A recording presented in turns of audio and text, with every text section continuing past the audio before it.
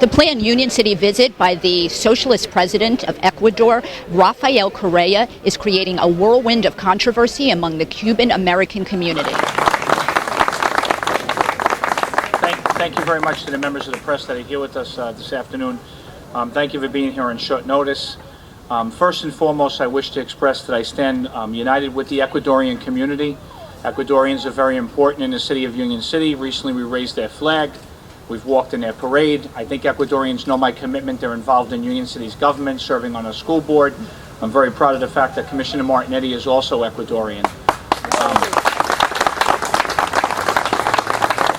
But more than just anyone serving in public office or more than anyone being involved, I think it's important to say that the doors of City Hall, the doors of our schools are always open to all Ecuadorians, as they are to every community in Union City. What's always made us great, all the Latin American and all the people that make Union City what it is. It's not us, it's what the people make it.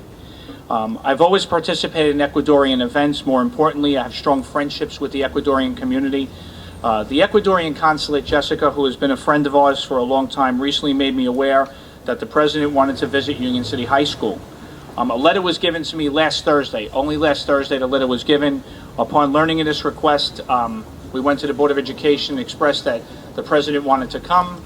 I know that they put out some type of literature on him coming in. Upon learning of the request on Sunday, I was approached by many people at the Dominican parade, not only Dominican Americans, but Ecuadorians, Cuban Americans, Colombian Americans, all across the board about the concern of the president coming here. I didn't understand what the concern was. I'm very busy, as everybody knows, on local issues and state issues, being a state senator. I'm not really one that's involved in international affairs. I have enough on my plate without getting involved in international affairs. So I began to do research along with my Chief of Staff, Mark Albiz, and Lucio Fernandez, and the commissioners got involved. And it was evident that President Correa has associated with Fidel and Raul Castro and Hugo Chavez of Venezuela. These men are known dictators who have imposed violence and oppression on their respective nations, something I cannot support. I've never supported that.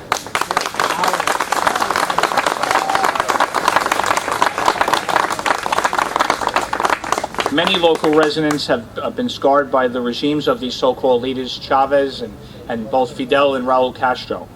I've also learned that there's some relationship with President Correa and Iran's leader, which concerns me deeply. Iran is a sworn enemy, not the country of Iran, but the leadership of Iran, which concerns me deeply as a person that's a citizen of the United States, concerns me deeply of Iran's statements about the United States, the statements about September 11th and what took place in his country.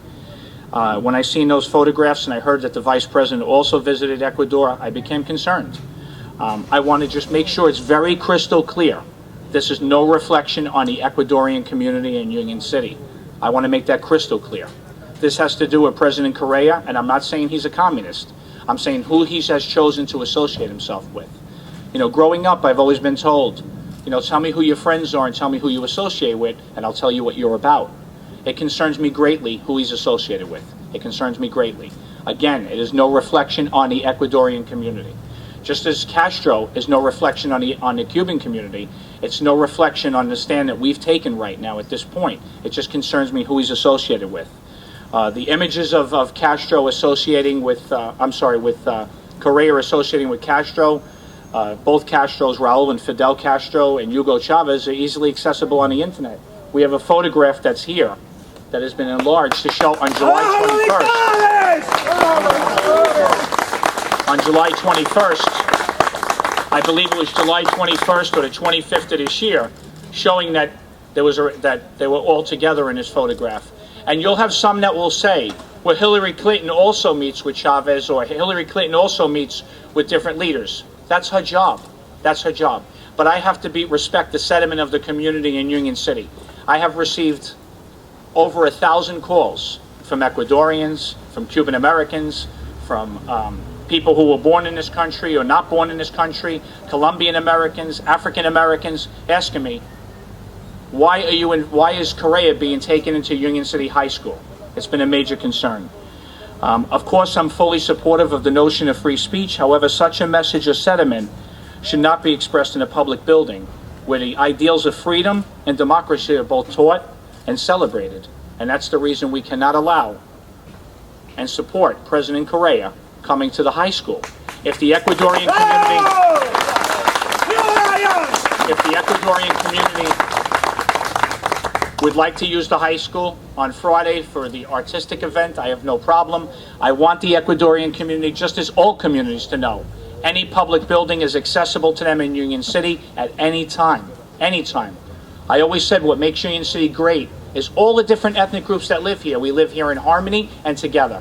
But I don't want anyone trying to spin this as anti-Ecuadorian. My heart is with the Ecuadorians. I would do anything for Ecuadorians, but I cannot allow a person who is associated with Castro, that has oppressed the Cuban community for over 50 years, and Chavez, with the atrocities he commits against his own people. I cannot allow that in Union City. I cannot.